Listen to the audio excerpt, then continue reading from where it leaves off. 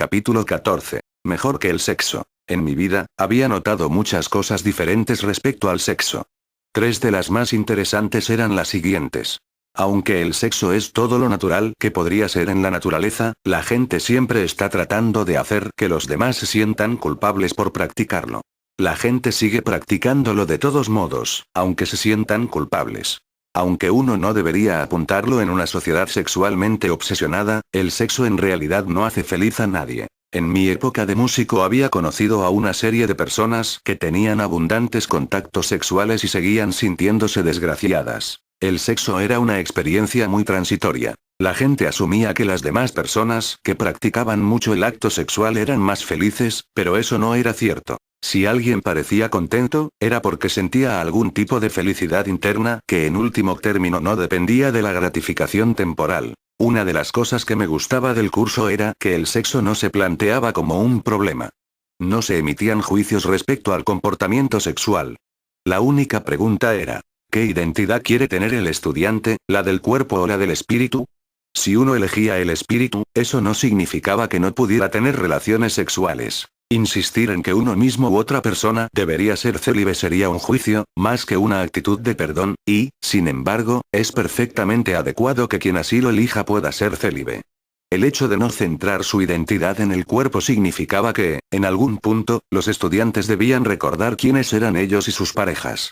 Para quienes estaban enamorados, el sexo podía ser un símbolo de unión y una expresión de su amor. La clave era la conciencia, aunque esa conciencia se olvidara temporalmente en el calor del momento, de que la pareja en realidad no era un cuerpo, sino Cristo en sí. Al mismo tiempo, lo que uno piensa respecto a la pareja, es lo que establece su propia identidad en su mente. Una poderosa ventaja de un curso de milagros es que, en lugar de limitarse a decirte que creas que no eres un cuerpo, te da los medios para experimentar algo que está más allá, algo mejor. La mayoría de la gente no tiene ni idea de lo bien que podrían llegar a sentirse. Uno de los principales objetivos del curso es llevar al estudiante a conocer una identidad, junto con las experiencias que la acompañan, que no es de este mundo. Estas experiencias no intelectuales, que paradójicamente son el resultado de procesos intelectuales, son, de hecho, el heraldo de la respuesta permanente del Espíritu Santo a este mundo. La mayoría de la gente duda en renunciar al mundo, pero tendrían tantas dudas si pudieran saborear la alternativa con claridad. Si se les diera una auténtica experiencia espiritual, se darían cuenta de que el mundo material es un chiste cruel en comparación con otras posibilidades disponibles. Todas las experiencias, incluyendo el sexo, son estados mentales, aunque tengamos la ilusión de que ocurren en el cuerpo. Recuerdo haber visitado una iglesia en Boston para escuchar una conferencia de dos monjes budistas que habían crecido cerca de la frontera entre la India y el Tíbet. Después de la conferencia, la gente del público tuvo oportunidad de hacer preguntas. La mayoría de ellas eran el tipo de preguntas espirituales y educadas que la gente suele plantear. Entonces una mujer tuvo el coraje de ponerse de pie y preguntar a los dos monjes cómo podían pasar tanto tiempo, en el caso de uno 30 años, sin contacto sexual. El monje que llevaba más tiempo siendo célibe, y que hablaba el inglés tan bien como el Dalai Lama, pensó un minuto, y a continuación sorprendió al público con su respuesta. Cuando estás en un orgasmo continuo, no supone ninguna diferencia. Desde el punto de vista de mis nuevas experiencias, ahora podía ver que la respuesta del monje feliz estaba en sincronía con la respuesta del curso al dilema de renunciar al universo cambiante e ilusorio.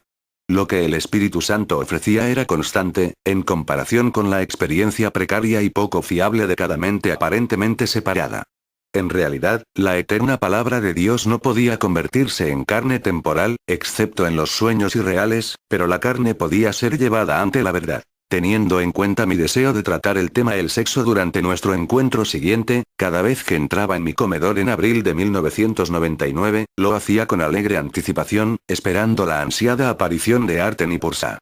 A última hora de la noche de lo que en Nueva Inglaterra llamamos el Día de los Patriotas, recibí la esperada visita. Arten. Hola, Gary. Pursa. Hola, Gary. Gary. Hola chicos, estoy encantado. Gracias por venir. Parece que ya ha pasado tanto tiempo desde la última vez que os vi. Pursa. Estamos siempre aquí, simplemente no nos ves. Hablando de tiempo, después de esta visita nuestras próximas 3 apariciones serán en diciembre, las próximas 3 vacaciones de Navidad, de 1999, 2000 y 2001. Ya has aprendido a perdonar y sabemos que seguirás adelante por el camino elegido. A estas alturas solo venimos a darte apoyo y a añadir algunas observaciones útiles. Dado que el sexo es parte de lo que llamas la vida, y como ya sabemos que deseas hablar de ello, ¿por dónde te gustaría empezar? Gary, la buena de Portia, siempre directa al grano. Me explicasteis que el curso enseña que la tentación quiere convencerme de que soy un cuerpo, de modo que la pregunta es, ¿cómo vivo la vida normal que decís que podría vivir? Practico el curso y al mismo tiempo no me siento mal con esa parte del sueño de vida que es la identificación con mi cuerpo. Arten, recordando qué es el cuerpo y perdonándolo en el momento adecuado. Un sueño no es nada, y el sexo no es nada. Pero no te recomiendo que te vuelvas hacia tu pareja después de hacer el amor y le digas, esto no ha sido nada. Gary, sabía que estaba haciendo algo mal. Arten, no obstante, puedes darte cuenta de cuál es la verdad en el momento que lo desees. Por ejemplo, al principio del curso se dice, las fantasías son un medio para hacer disociaciones falsas y tratar de derivar placer de ellas. Mas si bien puedes percibir asociaciones falsas, nunca podrás hacerlas reales excepto para ti. Crees en lo que inventas. De igual modo, si ofreces milagros, creerás en ellos con igual intensidad. Gary. De modo que todo es una fantasía, y la parte sexual de la fantasía es un intento de derivar placer de una falsa asociación. Supongo que parte de ello consiste en que hemos hecho un falso ídolo de nuestra sensación sexual, como si fuera un sustituto de Dios. Portia. Sí. Escucha esta cita de la sección del texto llamada El Anticristo. J está hablando aquí de distintos tipos de ídolos, y ciertamente puede considerarse que el sexo es uno de ellos. No dejes que las formas que adoptan te engañen, pues los ídolos no son sino sustitutos de tu realidad. De alguna manera crees que completan tu pequeño yo, ofreciéndote así seguridad en un mundo que percibes como peligroso, y en el que hay fuerzas que se han aglutinado a fin de quebrantar tu confianza y destruir tu paz. Crees que los ídolos tienen el poder de remediar tus deficiencias y de proporcionarte la valía que no tienes. Todo aquel que cree en ellos se convierte en esclavo de la pequeñez y de la pérdida. Y así, tiene que buscar más allá de su pequeño yo la fuerza necesaria para levantar la cabeza y emanciparse de todo el sufrimiento que el mundo refleja. Esta es la sanción que pagas por no buscar en tu interior la certeza y la tranquilidad que te libera del mundo, y que te permite alzarte por encima de él, en quietud y paz. Gary. Ahora sí que me tienes entusiasmado. Portia. No temas, querido hermano. Como J te dice, este curso no pretende despojarte de lo poco que tienes. Simplemente te coloca en una posición donde puedes reclamar tu herencia natural, que es mucho mayor que cualquier sensación corporal que puedas invocar. Gary. Sabes, antes del curso no habría pensado así, pero el Espíritu Santo me está ofreciendo algo mejor que el sexo. De hecho, el sexo ni siquiera se le aproxima. Portia. Eso es correcto. Al mismo tiempo, él no trata de privarte de lo que percibes temporalmente como tus deseos. Hablando de tus deseos, ¿Karen no está aquí esta noche? Gary. No. Ha ido a Mewhansire para hacer algunas compras con su madre. Se va a quedar la noche allí con ella. Portia. Es lo que suele hacer. Gary. Qué graciosa. Sabes, hace unas semanas le estaba contando a ella que, cuando era adolescente y fui a un baile en un salón de la iglesia católica, estaba bailando una pieza lenta estrechamente abrazado a una chica.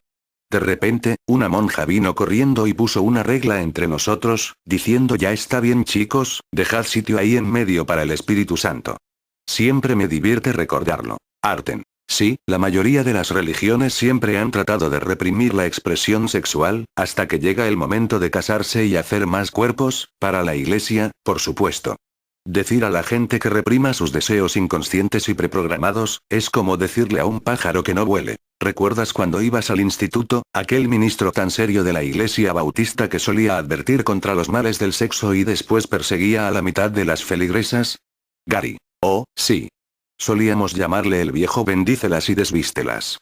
Arten. Cuando eres adolescente e irremediablemente lujurioso, ¿qué probabilidades tienes de escuchar a un hipócrita como él? Gary. No muchas. Arten. No, desde luego, lo que nos lleva a un tema divertido, pero que deberíamos tratar de pasada. Durante los primeros 750 años de existencia oficial de la Iglesia, desde 325 hasta 1088 aproximadamente, a los sacerdotes no se les exigía ser célibes. Entonces el Papa Gregorio, que no tenía sentido del humor, insistió en que todos los sacerdotes fueran célibes, hasta los que estaban casados en aquel momento. Evidentemente, eso exige que nos preguntemos, ¿Qué tuvo que ver su decisión con J? Gary. Nada. Arten. Precisamente. De modo que durante los últimos más de 900 años, los sacerdotes han tenido que ser célibes. En algunos casos eso está bien, pero en otros, se han producido casos de abuso sexual que no habrían ocurrido si los sacerdotes hubieran podido expresar sus legítimos deseos sexuales. El universo ilusorio es un lugar de tensión y liberación. Eso es dualidad. Lo puedes ver en todo lo que llamas la naturaleza. Incluso puedes encontrarlo en la música.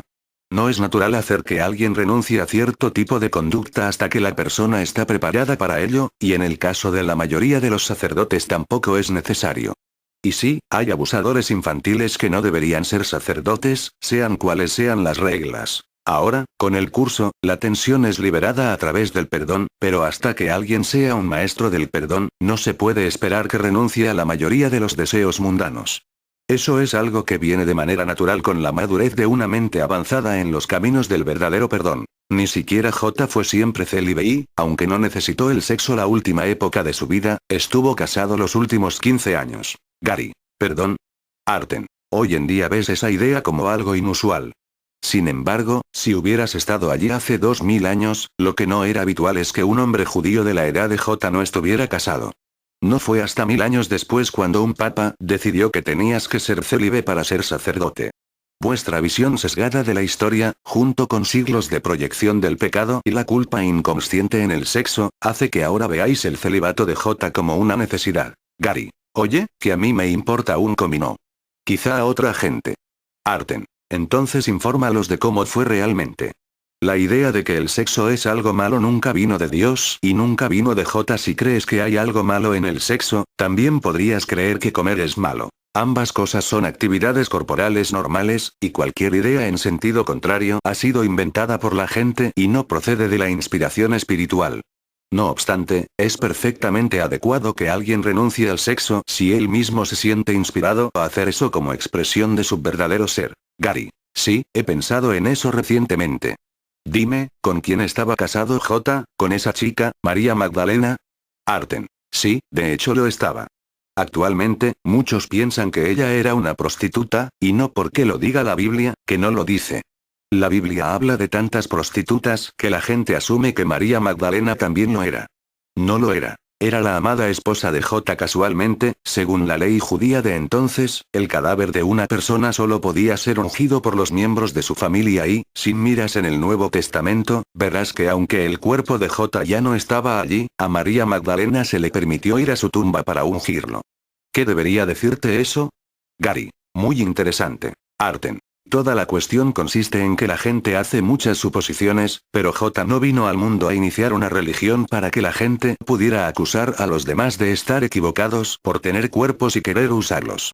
Él enseñó perdón, y sigue haciéndolo, para mostrar a la gente la insignificancia total del cuerpo y llevarlos a su verdadera identidad en Cristo. Gary. De modo que puedo vivir y perdonar simultáneamente, y es posible tener las dos cosas, una erección y una resurrección. Arten. Eso es cierto. Basta con no tenerlas a la vez. En algún momento tendrás que elegir definitivamente entre el cuerpo y el espíritu. Hablando de cuerpos, las preferencias sexuales de las personas, o las cosas en las que se vean envueltas no importan. Ahora mismo, hay ciertas partes del cuerpo que son más importantes para ti, pero en realidad ninguna parte del cuerpo es más importante que las demás. Todas son iguales en su irrealidad. Y eso es aplicable a ese rasgo fetichista tuyo. Gary. ¿Te refieres a la atracción que siento por el vientre de las mujeres y su ombligo? Sí. A propósito, esa fijación es más habitual en Oriente Medio. Debes entender que las personas hacen asociaciones mentales, pero esas asociaciones después se desarrollan a nivel de la forma para hacer que esas personas se sientan de cierta manera. A veces están diseñadas para hacer que te sientas diferente, y por lo tanto culpable. No se suele saber que existen dos niveles de desarrollo sexual en el cuerpo humano. Todo el mundo conoce el segundo nivel, que es la pubertad, pero la mayoría de la gente no se da cuenta de que las preferencias sexuales suelen determinarse durante la primera etapa del desarrollo sexual, y eso tiene lugar cuando solo eres un niño. Por ejemplo, y recordando que la relación con tus padres es un sustituto de tu relación con Dios, un niño puede estar jugando cerca de los pies de su madre y establece una asociación inconsciente entre los pies y ella. Entonces, cuando el niño llega a la pubertad, descubre que los pies de las mujeres le excitan sexualmente. Su madre simbolizaba a Dios, y los pies simbolizan a su madre. Se forma una falsa asociación y una sustitución tras otra, y a menudo se trata de algo muy simple, que después es negado y proyectado. La totalidad del asunto se decidió con anterioridad, pero así es como parece desplegarse externamente en el mundo. En tu caso, tienes algo con los ombligos de las mujeres. Cualquier cosa que te excite siempre se remonta a una edad muy temprana y a algo que fue una asociación y después se convirtió en un recuerdo inconsciente. Después esa asociación vuelve a resurgir en forma de un deseo sexual particular. Gary, eso tiene sentido. A veces me he sentido diferente por tenerlo, y supongo que eso es el equivalente de la culpabilidad. Obviamente la respuesta adecuada es el perdón. Pursa. Sí. Recuerda que, cualesquiera que sean tus preferencias, el curso no trata de cambiar tu conducta. Si tu conducta cambia, que así sea. Si no lo hace, no te preocupes por ello. Es posible que ni siquiera lo desees. Lo importante es que entiendas que eres totalmente inocente. Gary. Gracias, Arten. Hablando de asociaciones, el hombre establece una conexión entre el cielo y el útero de su madre. Esa conexión también está presente en la mujer, pero se evidencia más en el deseo masculino de entrar en la mujer, y a veces también en el deseo de la mujer de que esto suceda. Gary. Eso explicaría por qué el hombre nace a través de la vagina de una mujer, y después se pasa la vida intentando volver allí. Arten. Me alegro de que tú lo hayas dicho. Gary. Hablando de preferencias, ¿cómo es que un musulmán de Oriente Medio puede tener 4 esposas y nosotros los occidentales solo podemos tener una? Arten. En realidad en este país se te permite tener 4 esposas, aunque no todas a la vez. Gary. Oh, sí. Quizás sea más divertido así, más vale que sigamos adelante. Creo que si sigo por ahí me voy a meter en problemas. Arten. ¿Meterte tú en problemas? Nunca. Gary. Oye, Pursa, ¿tienes algún consejo para las mujeres respecto al sexo? Pursa. Sí. Ten cuidado con la serpiente de un solo ojo. Gary. Muy bueno. ¿Algo más? Pursa. No tienes que preocuparte por las mujeres y el sexo. Ellas hablan con otras mujeres sobre sexo. Es prácticamente una secta. Como no tienen el virus machista, suelen ayudarse unas a otras. Una vez más, en un momento u otro, todo acaba reduciéndose al perdón. Gary. Sabes, siempre he pensado que cuando me haga un poco mayor me estableceré y tendré 3 hijos. Ya sabes, uno de cada, y formaré una familia. Ahora ya no estoy tan seguro. Me parece que todas las relaciones especiales dependen de un pasado y un futuro, lo mismo que todos los juicios. No estoy diciendo que sea malo tener hijos, simplemente ya no tengo tan clara la necesidad de tenerlos. Arten. Continúa uniéndote a Dios y serás guiado en ese asunto. En último término, un salvador del mundo se une a Dios del mismo modo que una monja se desposa con Jesús, pero no es necesario que hagas eso del todo si no te sientes preparado. Si te ayuda en algo, Gary, ya eres padre. Gary. ¿Quién lo dice? Lo niego todo. Arten. No me refiero a esa clase de paternidad, amigo mío. Te recuerdo esta interesante declaración del libro de ejercicios. Libera al mundo. Tus verdaderas creaciones están esperando a que lo liberes para concederte la paternidad. Y no una paternidad de ilusiones, sino una de verdad como la de Dios. Dios comparte su paternidad contigo que eres su hijo, pues Él no hace distinciones entre lo que Él es, y lo que sigue siendo Él mismo. Lo que Él crea no está separado de Él, y no hay ningún lugar en que el Padre se acabe y el Hijo comience como algo separado. Gary. Genial. ¿Estás diciendo que cuando esté en el cielo seré exactamente como Dios? Arten. Sí, exactamente como Él. Gary. Va a ser muy asombroso, ¿verdad? Arten. Lo has entendido.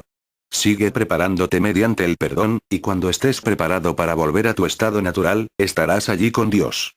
Esa es su promesa, no solo la nuestra. Como J te instruye en la misma lección del libro de ejercicios. Niega las ilusiones, pero acepta la verdad. Niega que seas una sombra superpuesta brevemente sobre un mundo moribundo. Libera tu mente, y contemplarás un mundo liberado. Pursa. Entonces, hermano, ¿tienes alguna pregunta antes de que volvamos al lugar del que vinimos? Gary. Ahora no me viene ninguna. Es interesante cómo las cosas se van poniendo en perspectiva. Cuando era niño solía pensar que mi generación era mucho mejor que la de mis padres. Y eso que mis 2 padres eran músicos. Ahora veo que cada generación cree que ha inventado la música y el sexo, y que tus padres están fuera de onda. Antes de darse cuenta, tienen un montón de hijos que crecen y piensan que son ellos los que han inventado la música y el sexo, y que sus padres están fuera de onda. Pursa. Muy observador. Todo depende del estilo y de las hormonas. La verdadera idea que está detrás, la idea que el ego tiene de la separación, sigue siendo la misma. Tu trabajo consiste en reemplazar esa idea por el amor del Espíritu Santo. Gary. Sí, y creo que ahora soy capaz de ver lo poderosa que es la mente, incluso a nivel de la forma. He leído en el periódico que las niñas están mostrando signos de pubertad a una edad cada vez más temprana. Los científicos están buscando razones físicas, relacionadas con la genética y el entorno social. Sus métodos ni siquiera les permiten considerar que la mente es responsable de esto, y que bombardear constantemente a la gente con imágenes sexuales porque ese es el mejor modo de vender todo tipo de productos está produciendo cambios en los cuerpos infantiles. No estoy diciendo esto para emitir un juicio sobre el sexo, pero creo que indica que la mente dirige al cuerpo, no la genética, ni el entorno, ni la evolución. Arten. Lo que dices es cierto. La identificación corporal se refuerza a sí misma, y la identificación con el espíritu libera el cuerpo. Cada persona debe hacer esa elección personal. Perdona las figuras del sueño, hermano mío, y tu premio será tu ser. Pursa. Quizá lo mejor sea dejarte con una afirmación del texto que te recordará tu camino a casa. Te veremos en Navidad. Hasta entonces, recuerda tu propósito, que es el del Espíritu Santo, y recuerda estas palabras. Desde el mundo perdonado el Hijo de Dios es elevado fácilmente hasta su hogar. Y una vez en él sabrá que siempre había descansado allí en paz. Incluso la salvación se convertirá en un sueño y desaparecerá de su mente. Pues la salvación es el final de los sueños, y dejará de tener sentido cuando el sueño finalice. ¿Y quién, una vez despierto en el cielo, podría soñar que aún puede haber necesidad de salvación?